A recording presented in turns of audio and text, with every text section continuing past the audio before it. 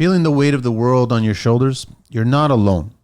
Working in the trades can be tough, long hours, physical demands, and the constant pressure can take a toll on your mental and emotional well-being. It's time to invest in you. Steps to Happiness Coaching offers personalized support to help you manage stress and improve work-life balance, build resilience and overcome challenges, enhance your relationships on and off the job site, and find purpose and satisfaction in your work. Life coach Teresa Greco understands the unique pressures of your world. You'll learn practical tools and strategies to unlock your inner joy. Let her help you build a stronger, happier you. So don't let stress hold you back. Schedule a free consultation today. You deserve to be happy because life is too short to be anything but. Check out Steps to Happiness Coaching at teresagreco.ca or email Teresa at stepstotruehappiness@gmail.com or connect with her on IG at Teresa Greco _Steps to Happiness or Facebook Steps to Happiness with Teresa Greco. This message is proudly supported by the Construction Life. Hey, Teresa. Hi, Manny. How's it going? Awesome. And yourself? Actually, going well. Normally, Februaries are drab. It's a tough month. I think it's because I hang out with you more often, so it's becoming a more pleasant month. Honestly. It's for those who actually suffer from SAD, too.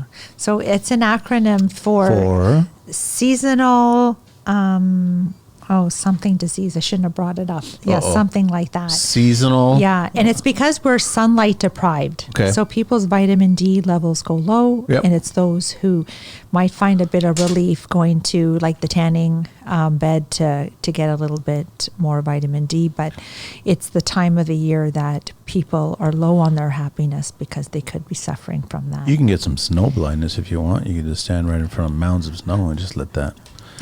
Pick up some Inuit glasses or something. Get a bit of sun like that. I don't know if that's a possibility, but no. That's why it's been a good month so far. It's been a typical Canadian winter. Totally fine. I'm not objecting to it. Doesn't bother me. I'm old enough to know how to drive, how to handle things, how to take care of stuff, what needs to be shoveled. I know all that stuff. It's like there's no surprise. Yeah, we Canadians, we can do this. It's like you say, you wake up with the day that you want to have. Yes. That's how you should wake up. Mm-hmm. If you wake up and you're like, oh, I gotta get to work again. Yeah. Or you can wake up and I gotta get to work again. Mm-hmm. It's a different mindset, right? Simple as that. Yes, it's all about the mindset. And setting an intention at the beginning of the day for how you want your day to unfold is important, because I don't even know to say how it works. But if I say today is going to be a good day, and then I might add on some things to that by thinking about how I want my day to be a good day. So I say, well, the students that I'm going to work with today are going to be really great. Or, the podcast that I'm going to be talking on, that conversation is just going to flow. It's just going to be amazing.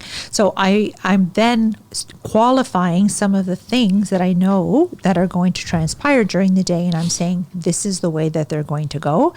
And like I said, magically, I don't know, but it seems to unfold exactly the way. Yes, it is. Does.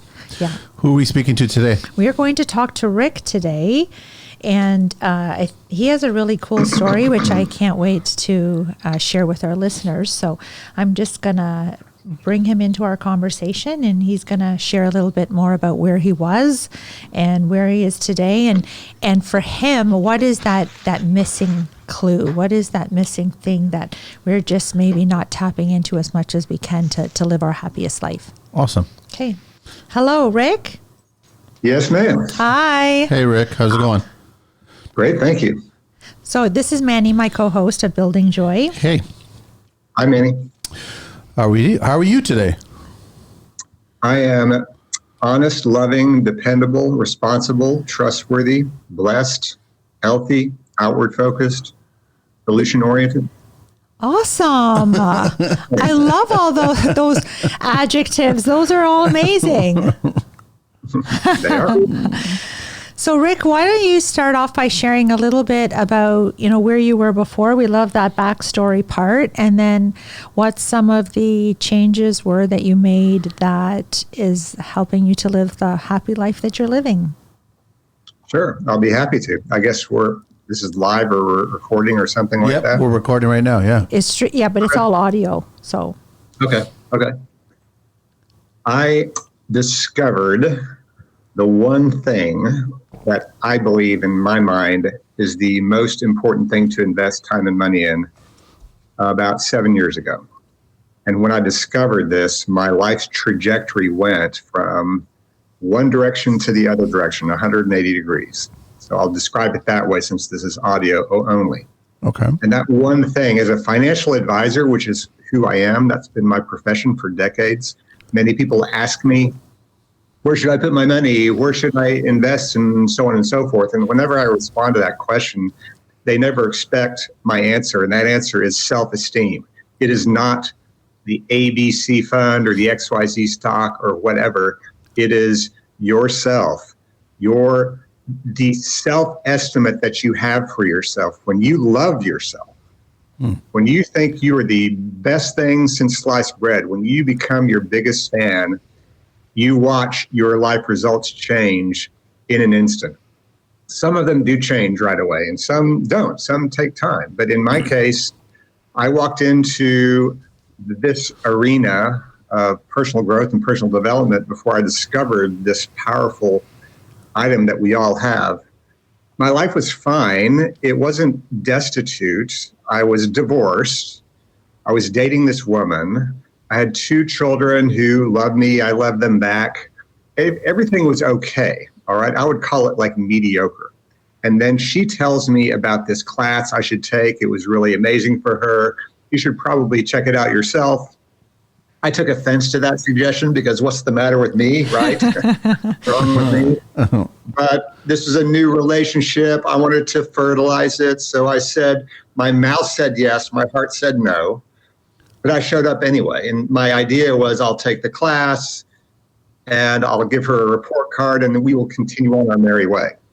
Mind you, I was divorced, like I said, not getting married again. That was never going to happen. And folks, after those 3 days, when I discovered the power of being my biggest fan, loving myself, everything changed. I saw how I showed up in the world in a 360-degree manner with spotlight shining from angles that I couldn't because I'm walking around with blinders on, right? Like we all do. And it was that weekend that became one that I'll never forget. Because now, instead of leading a mediocre life, which I didn't have major complaints, but I recognized what I was missing out on. I recognized what was possible. I recognized what joy could really be. I recognized that I said no to a lot of happiness just because of my attitude about myself and my belief or lack of belief in myself. My net worth has blossomed since then. My business has not just skyrocketed, it's gone like an upward bend curve. Okay? I'm dealing with higher net worth individuals as clients. That girlfriend that I was dating at the time before I took that class, the person that I always said I would never get married again, well, she's now my wife. All right. And that's because of my discovery. Now, these were my results. Okay. And there are more. I feel far more invigorated. I feel very valuable. I'm answering the questions that all of us have every single day, in my view, of, am I worthy? Am I good enough? Does all that sound familiar? Yeah, I used to answer those no. I'm answering those yes now because my self-estimate, my self-esteem is rocking very, very high. I wouldn't be on this podcast had it not been for the belief in myself. I used to huddle into a corner. I used to be semi-embarrassed just to show up on a Zoom call. What value would I have to give to anyone, I said to myself, before I discovered how valuable I was and how valuable that I am. So that is why I'm here today. That's why I'm giving and resounding this message. I hope that will resonate with somebody listening to this and think, wow, gosh, he's right. I would love to be living a life like this also. And how do you do that? It doesn't take a snap, but you can change the direction in a snap. And that's when you start doing things, when you start recognizing how you can become a better version 2.0. When you love yourself more, when your self-esteem is reaching very, very high levels, you care about your future. That self-esteem of mine and everyone else's, if you ask me, is like a silent ghost that's perched here on my left shoulder, whispering sweet nothings in my ear. And it's helping me make decisions. Every single action that I take or that I don't take is driven by my self-esteem. Every health choice, every food that I eat, every exercise class that I take or don't take, every book that I read, what I listen to in the car, what I do with my spare time, how I develop and foster my relationships with my honey or my kids or my clients, all of that is driven by my self-esteem. I'm kind of going here on a big time tangent, but that is the most powerful thing, if you ask me, people should be spending time and energy on. What was the very first thing, Rick, that you saw once you realized from this course? I decided to get married. That's what happened. Really? So from that, you got out. But that was one result that did change in an instant. I walked in on the Friday saying, nope, not doing that marriage thing. It's marriage's fault. It's not my fault. It's marriage's fault. If I go down that marriage road again, it's going to be the same end result. True. If I didn't change, I was right, but I did change. I realized how much happiness, how much joy I was denying myself by being that way, by being closed-minded, by being fill in the blank. But sorry, Rick, looking back at it, if you didn't get married, would you still be in the same self-esteem kind of positive? No, not at all. No, really, huh? I mean, this is, I'm speaking from my life only. However, if I was not married today like I am to a gorgeous, lovely woman who has injected so much life in me as a result of all this, if I didn't have that, then I would definitely not be as fulfilled and as joyful and as complete of a person as I am today, without question. That's so beautiful. Now, Rick, I want to ask you, in your and just because of the awakening that you had or realizations that you had, what happens to us where I believe as children, we are born into this planet and we are love, peace, and happiness at our core. But as we get older, after the age of 6 in particular, we start to become more aware of the world around us and how people start to see us. Yep. And we have the world pulling us away from like everything that you're saying. That is the truth of who we are. Our original nature, our essential self is all the qualities that you just said. We are love at our core. So what happens to us? And in that, how do we lose connection with that truth that we are powerful creators, that we are love already, we are happiness always and in abundance? So what do you think pulls us away, and what is the result of being pulled away? I can speak for myself only, although I'll bet my story is very similar to many other people. I agree with you, Teresa. When we're born as a young baby, we all have the amazing, magnificent qualities of a human being. All of us do. Just think of that 6-month-old, that 1-year-old, that 2-year-old. What kind of qualities do they display? They are happy. They are joyful. They are eager. They are urgent. When they're in the toy store, they see a toy they want on the shelf. When do they want it? They don't want it next week. They don't want it next month. They want it now, right? That's how we are as young children. We're born honest. We're not born dishonest. We're born honest. We learn how to be dishonest. Yeah. By us adults. We teach them how to be these other things. Yeah. And this is what happens as we get older. Like you said, Teresa, 6 years old, 7-year-old, life events happen to us. And those life events, they're life events for the small child. They may not be a big deal to, say, mom and dad. The dad might be saying to the son, no, don't tell the mailman don't tell the mailman I'm here. They're like acting as if he's not there, but I'm just now teaching my son a small lesson on dishonesty, aren't I? Yeah. So we interpret that as a young child. Wow, this is the way the world works. We encounter these, say, childlike life events that help us develop our own personal belief systems about how the world operates. And that produces our feelings. Those feelings produce our behaviors. And those behaviors produce our actions, which produce the results that we have in our life. I've heard a stat, and I believe this is true, 1/2 of those belief systems are all developed by age 9. And then when we make it to age 18, 95% of those belief systems are completely developed. We have like 5% room to wiggle when we're adults to make changes. It's really hard to change this, right? It's really hard to change this. When we see great results in our life, or what we think are great results, that's because of probably we have got a good belief system about something going on. Mm-hmm.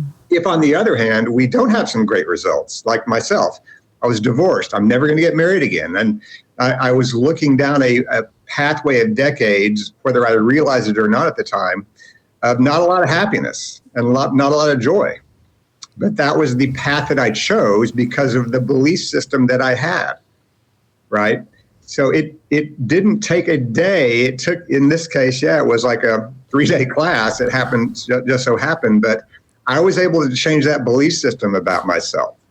I believe that I did deserve a joyful, harmonious, loving, long-term relationship with someone. When I decided to change the belief system that I had in me, that's when that life result changed for me. And I can talk about other life results too, but it took 18 years for us to develop our core belief systems. And to change some of them, not easy. It's hard to unwind. It's hard to create new neural pathways down to better life results because we're so used to going the old way, right? We're all a function of our habits, both good and bad.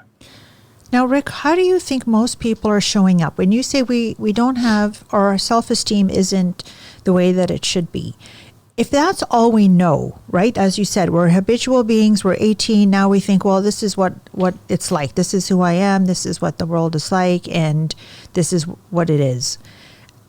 What does it mean to have low self-esteem? Because if you don't know anything otherwise, you just think, well, that's how it is, till you discovered that, oh shit, I wasn't tapping into a whole nother aspect of myself, the truth of who I am, because I was living like this. So how are most of us living where we're limited and sabotaging ourselves? How because the idea is to bring some awareness to that so that people listening will say, you know what, I think about myself like that. I didn't even realize that I view myself in that way. And because I view myself in that way, I'm now limiting myself in all these other ways and therefore living a limited life. It's all about self-awareness. This is a very simple answer from me to you. It's not an easy one, but it's a very simple one. The more I became self-aware of how I showed up in the world, how I reacted to things. Isn't it kind of funny that we're driving down the highway or a road, and do you feel like you're driving behind the wheel and then somebody cuts you off right in front of you in another car? Does that make you feel irritated? Does that make you feel angry at that person? How are you reacting? We walk around every single day in a subconscious state. Teresa, I don't recognize that I just know I'm angry at that person, and I don't recognize, and I'm not aware at that moment, this was long ago, that I chose to be angry at that person. I chose to be pissed off at that person. But instead, if we see every single event that happens in our life as neutral, and it's up to us to decide how we interpret it. Is this a good thing or is this a bad thing? That's when things start to change. That's not easy to do because we're all driven by our subconscious. Our subconscious is behind the metaphoric wheel of our lives. It's also that like self-esteem silent partner that I was describing. It is influencing every move that we make, every decision that we take, every action that we take or that we don't take is driven by our subconscious. We might as well walk around with, like I said, blinders on, because we do walk around with blinders on because it's our automatic pilot that moves and drives us. And the more I recognize that inside myself, the more I realized, wow, if this is how my subconscious is driving me, at least there's some really good news in here, because I created that subconscious, which means I can also change that subconscious. It's within me, that power to make changes there so that my metaphoric car is going in a different direction that will take me to better and happier heights. So Rick, do you keep anything that happens to you, whether it's professionally or personally, do you keep it neutral and then think about what's the process regarding what just happened to me? And I guess how important this is to my life. Like, for example, that person cutting you off in traffic, you can be frustrated by it and then that can carry you for the rest of your day, but you already know what that's going to do to you for your day.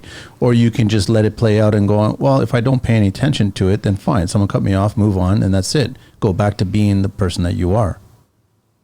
Yep.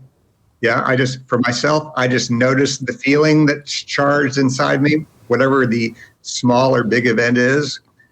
Nowadays, I notice what that feeling and that reaction is.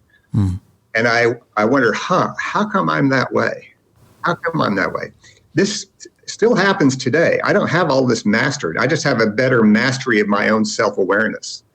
This even happened 2 days ago. I had the opportunity to speak on a Zoom call to introduce myself to a group of higher net worth individuals, my way of like networking, but also to share with those individuals what I do for a living, the value that I add to people's lives. When that opportunity arrived in my inbox, I hesitated. Inside voice was saying, nah, you're not good enough to introduce yourself to this group. It was talking in that same manner as I have had for 10 years ago, 20 years ago. I still have that voice. It shows up. This fear showed up. That voice that said, you're not good enough to introduce yourself to that crowd. That voice showed up. It still shows up today. But I'm able to notice that. I'm able to see and hear that voice. And whereas I would have never taken advantage of that opportunity some years ago, instead, it only took me 2 hours to reply to that invitation email to say, yes, I will be happy to introduce myself. Okay. So that to me is progress. Yeah. And maybe next time I can shorten it to an hour. Rick, what else was the voice saying before so that people can bring some more awareness to that inner dialogue, that self-talk that keeps them playing small? So that, this example that you just provided, it was like, what do you have of value to share with people? What else does that voice say to us that keeps us limited and playing small? It also says you're not worthy. You're not worthy to fill in your own blank, but you're not worthy to introduce yourself to a crowd of high net worth entrepreneurs. You're not worthy to show up as a guest on a podcast. You're not worthy to speak on stage in front of 5 people or 1,500 people from all over the world to share your story or share a life lesson that was meaningful to you. You're not worthy. That you're not worthy is a very powerful statement that every human being has.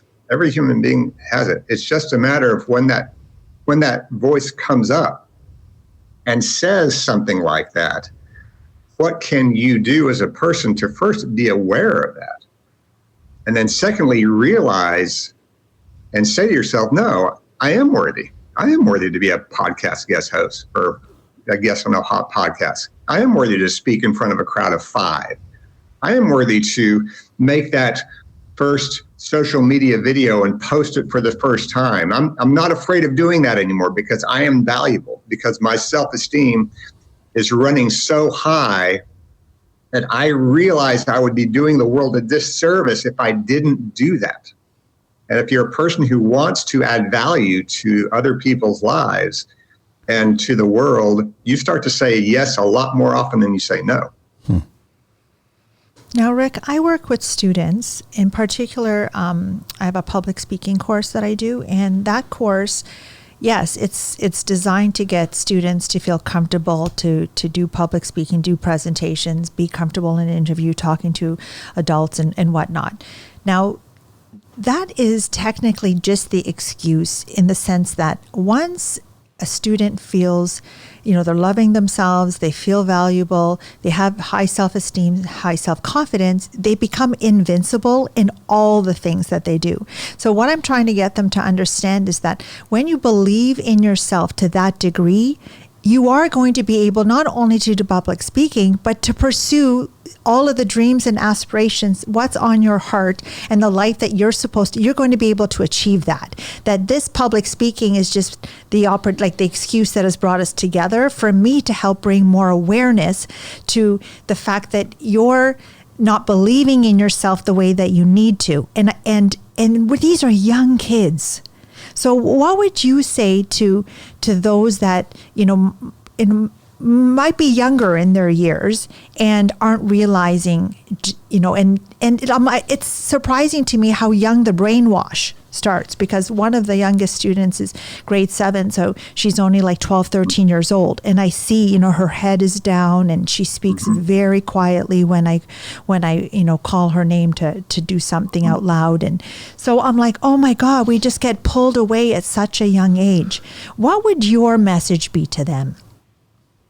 That they are extremely valuable. They may not recognize it right now, but they are extremely valuable.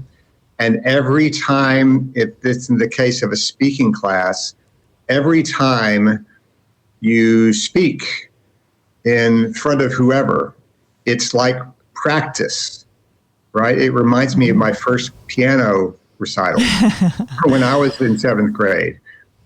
Feels really nervous playing those keys. I've got a piano right over there. Playing those keys in front of people. These people are behind you. You can't even see them, let alone being in front of them. But what I would say to that person is that it is not only just okay, it is fantastic to step up there, say whatever, completely mess up, because every time that you do that, you're adding a coin into your confidence piggy bank. You want to add as many coins in that piggy bank as possible, to the point where that piggy bank explodes. There's not enough room inside to hold all of the coins. Because eventually, over time, this is how the greats do it.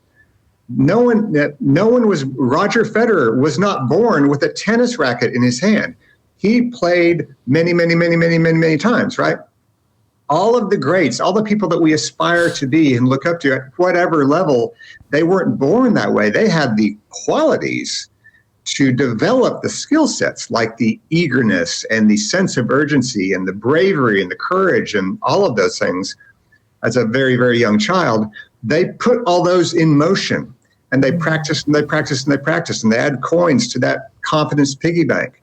It gets to the point where you feel so great about yourself that you feel worse to not show up. You feel worse to not give the speech.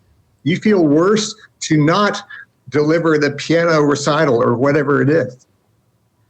That fear of missing out doing that is far greater than the fear of doing it. I love it.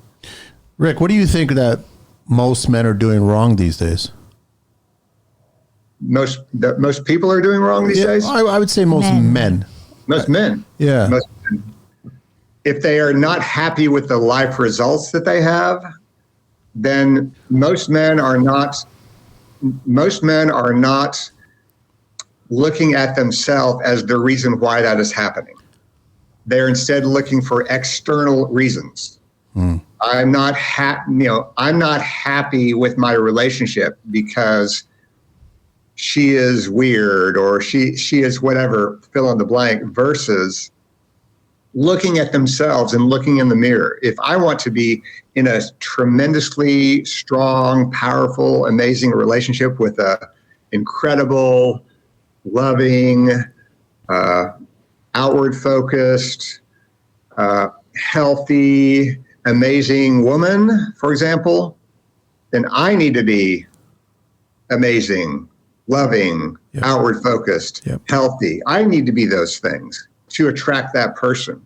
The way I'm going to get into as a man, if I'm looking for, say, a woman for a long-term relationship, those qualities that I'm looking for, I need to be those things. Because if I'm a jerk, I'm not going to attract an amazing woman. I need to be amazing to attract the amazing woman. So when we need to look at ourselves and figure out, how can I be? It's all down to my beingness. If I focus on my beingness, how I'm showing up in the world, it's funny how everything kind of falls into place. It's like the first domino that you tip over that begins the cascading effect of the other long row of dominoes right in front of it. But don't most people, Rick, and I'll use this term as just kind of as a placeholder, but the thing is they use things and people as placeholder in their lives to look like externally everything's fine. So they are in a relationship, they have the great car, they have the great job, they're buying gifts, they look presentable, but it's just all external, no? Many times it is, yeah. In many cases it is. You're right. So they're trying to keep up with the Joneses is what I'm trying to say, where it's like, I'll be with this person because I guess society or my circle of friends or my family is expecting me that I should be in a relationship. I mean, even today's, climate, a lot of people are getting into relationships just for the sake of pleasing other people outside of them. Yeah, and that lasts for those people who I would call are that inauthentic. Yes. And not genuine. Yes, anyone can be that way on the surface, but that doesn't last very long. No, catches up. Yeah. It catches up. That person is made up of bricks of rice paper, not cement. So are they really showing what they're all about, or is this just window dressing to something worse behind it? And time always exposes those people. Mm-hmm. It's like that idea of like fake it till you make it, right? I don't think you can fake this. I don't think you can fake this self-esteem for all of your life. To say that even me on my happiness journey, wearing many different masks, trying to be the perfect wife, perfect teacher, perfect daughter, perfect mom, perfect whatever, wearing the mask and trying and doing all the things so that on the outside it looked like I had it all together.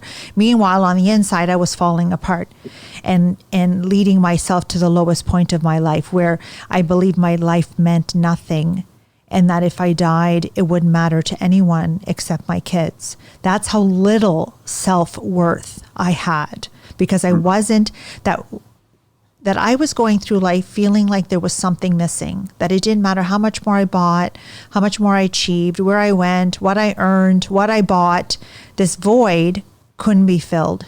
And it turned out that the void was the real me, that I was living inauthentically, and that I wasn't loving myself at all. So everything you're sharing, I completely get, because my value was like zero. And even though nobody knew, because on the outside I was showing up every day doing the things, and nobody knew that I was in a really dark place. And so now, and because I didn't share it, because again, I was like, well, what do I have to complain about? My life looks perfect. And so what are some of the tips that you recommend for people to start to connect with that self-love, with that self-esteem? Because I want people to walk away from their conversation today knowing that if it's them, that they don't value themselves the way that they need to. They're not loving themselves, prioritizing themselves, like their health and their happiness the way that they need to. What are some strategies that you would recommend that they put into place to start to move closer to the love that they are. Consider the end goal that you want in your life, whatever that is, if it's in a relationship or business or whatever.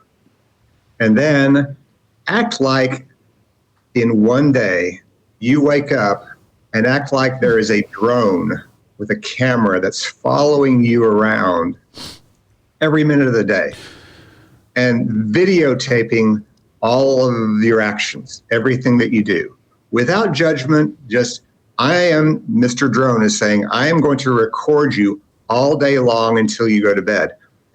And the only person who will be able to view this video I'm recording will be you. After the day is done, you then rewind, press play, and watch yourself. And just take a pause and notice, is this the type of person that is on track to be that kind of person that I want to be in the future? It comes down to our habits, the habits that we take every single day. They're like grains of sand that we are given to either build an amazing, beautiful sandcastle or a very dull, boring mound over time. So when we know and we can see how are we using these grains of sand, that's where all the magic is. It's not in the extreme moments in life that are never going to happen anyway. It all comes down to what we do day in and day out.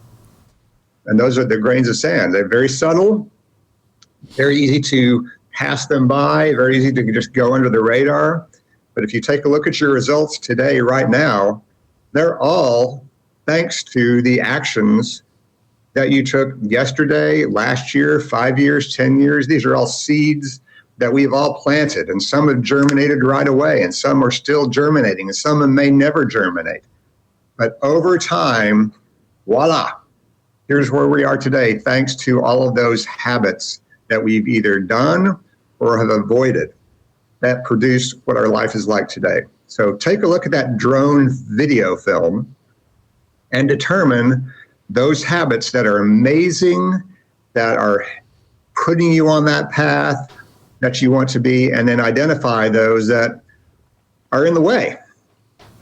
Now, I like that a lot. Yeah. Rick, do you do any visualization at all around thinking about who is the person that you want to be and stepping into who that is, as you said, with, using the analogy you just said, but you have to first have an idea of who is the person, like the reimagined self, to say, okay, I see myself like in 10 years doing this, right? Speaking on stages, or I have a business with 100 employees and, whatever, the painting this whole life of like having this ideal relationship and all the stuff that that you feel within you, which is, I believe, your inner being saying that this is the life you came here to live. You came here to experience all of these amazing things.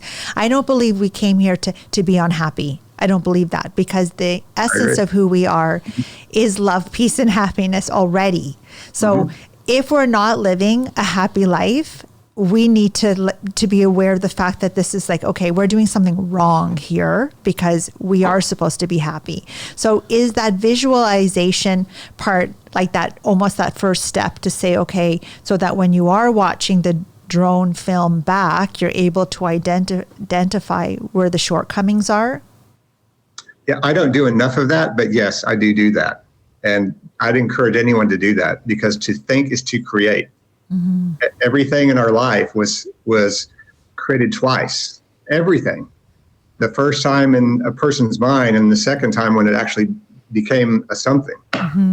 My coffee cup was first an idea in someone's mind, and then somebody made it. My glasses, the concept of a Zoom call. All these things were first once a thought, and now that thought has been created. That's how it works. It's kind of funny. No, and that's why imagination is so important. And unfortunately, in me being an educator, I know that again, children are so imaginative, and the world starts to like stomp on that when kids are daydreaming, right? And it's in those moments of daydream when you're just sitting there and you're letting your mind wander off into like wherever it's going. That's what and brings it's us like, down. hey, yeah, exactly. And all of this gets like squashed out of us. And so exactly all of the great things that we have here in 3D form all began with an imagination that came up with that idea and somehow brought that into fruition. 100% right. 100% right. This all happened when we were a child. We have an amazing imagination, and then things happen to us, and don't play with your food. Those types of commands, they're well-meaning from, say, mom and dad. That teaches us at a very young, tender age, maybe I need to stay put. Maybe I shouldn't be. We start to formulate our comfort zone right away at a very, very young age. And that has its good side. We don't want our children crossing the street when there's traffic. We say no to our children many, many, many times for good reason, because we want to protect them. That's what the subconscious does. It protects us from death. It keeps us safe. It doesn't care about our life goals. It only cares about keeping us safe. That's what our comfort zone does. So it has its place. It's not an evil thing. It does have its place, but it does bring us down. And so are we supposed to just say, okay, I acknowledge that fear that's creeping up and I'm going to do it anyway? Is that what you say now? Like when that, as you said, just that opportunity happened and you're like, that fear is, it's there for a reason, that, as you said, there to keep us safe, but it also is keeping us playing small. So you look at that emotion comes up, you're like, but then you're like, fuck that, I'm going to do it anyway. I still say no to walking across the highway with cars. But it's the fear of being ridiculed, right? It's the fear of being judged. It's all those things, like doing unsafe actions for yourself or hurting other people. That's a different story. But I think the majority of people are like, that's the number one fear that I think is in human beings. It's basically, what is it? It's public humiliation, right? Like it's just everybody doesn't want to be judged. And until you get out there and you show that, you know what? You may not like me, but I like me. I'm fine with everything. So you don't have to like me. There's 8 billion other people that you could like other than me. But there's a small group of people that really like me, right? And I'm good with that. And I'm also good with the other 8 billion that don't like me. So I still struggle with that fear of judgment. All of us do. It's human. All of us do. And that all comes down to the need for us as humans to be loved. We need relationships in our life. The day that we were born, we don't make it to day 2 without a loving relationship in our life. And our subconscious always remembers that. That's why we strive and we thrive with great, fantastic relationships. And that drives a lot of our behavior every single day. But you can't attract that love if you don't have it to begin with to give. That's right. So it goes back to that inauthentic person, right? So if you want to stay inauthentic and you want to present a version of yourself, then guess who you're going to attract into your life? It's the same thing. So the moment you take that down and you just be true to who you are as an individual, hopefully a caring, nice person, you're going to attract that into your life. 100%. You're right. I appreciate this conversation, Rick. This is really great. Thank you so much. Yeah, really great. Thank you so much. Anything else you want to share before we say goodbye? But that was great. Not that I can think of. Nope. Oh, we wish you a great rest of your day. Yes. Thank you very much. Thank you, guys. All right. Take care. Bye. Bye. The missing key. The self-esteem. It's the self-love. The self-esteem stems from self-love. It's all self-love. Self-love. So love, I think I've explained here on the show before, that love is like a prism. When you shine light through the prism, it creates this beautiful rainbow of color. all of that rainbow of color are all the good feeling emotions that stem from love. So we feel happy when we're connected to the love. We feel joy, we feel harmony and peace and enthusiasm and excitement. It all stems from love. So when we love ourselves, happiness is a facet of that love. We naturally feel happy when we're connected to that. When we are doing things that we love, we naturally feel happy. Happiness is like a consequence of that love. So it's so important that we're doing the things that we love to do, because then happiness, so it's like, well, you know, it's almost like people think that happiness is kind of like just something out there you have to find. It actually always boils down to the love part. So when we love ourselves the way that we need to, the way that we naturally are, and we come back to that, then we will feel happy living the life that we're living. But I think everybody, and he touched upon it a little bit, is we wait for the perfect opportunity to present ourselves. Mm-hmm. It doesn't exist. Like today, now, right now is the time to present yourself. Mm-hmm. But like I was having a conversation with a friend the other day, and he's been on the fence about doing content for his new career. And I asked him, how's it going? He goes, I haven't done anything yet. I'm like, what's the reason why? Well, because this is, and he gave me a list of many things that in his opinion and his view are not aligned to create what he needs to create. Mm-hmm. And I didn't speak up, because once I tell someone my opinion, they've asked it, I give it to you. I don't repeat. I'm not a repeater at that point. So I think he's missing out on you to be as true to yourself as possible. Now is when you do it. Mm-hmm. You don't wait until you think you're perfectly, set up to do it. Yeah. There's always going to be a beginning for something, and you can't, it's never, maybe things do line up and they will be perfect sometimes when you create stuff, but for the most part, imperfect situations create perfect. That's how I look at it, right? Yes, totally. It's all about the self-belief. There's some kind of beliefs there that he's just somehow not ready to do any of those little steps. But to what Rick was saying, I think he's afraid of what he's going to be criticized on. And my thought process, and I've told him this, you're going to be criticized. Mm-hmm. The moment you get yourself out there, you're going to be criticized. Mm-hmm. So accept that. And that if you make the choice, this goes back to something I said on another show, that when you choose to show up as your true and authentic self and put 110% into what you're doing, and you believe in it wholeheartedly, and you're doing it to somehow, I think most people want to try to make the world a happier and better place through the work that they're doing. So you have good intentions.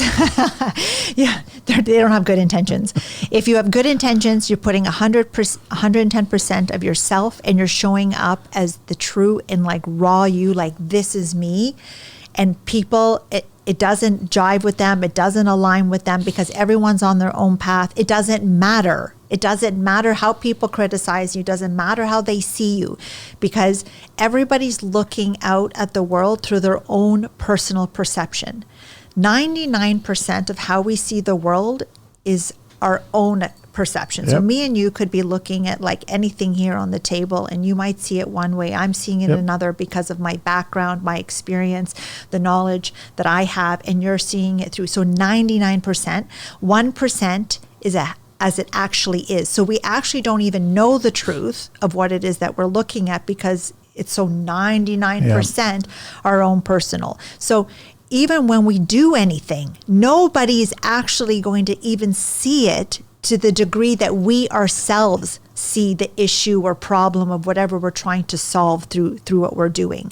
So even that should help release some of the pressure to say, like, most people won't even probably get it the way that I'm seeing it, because they don't actually.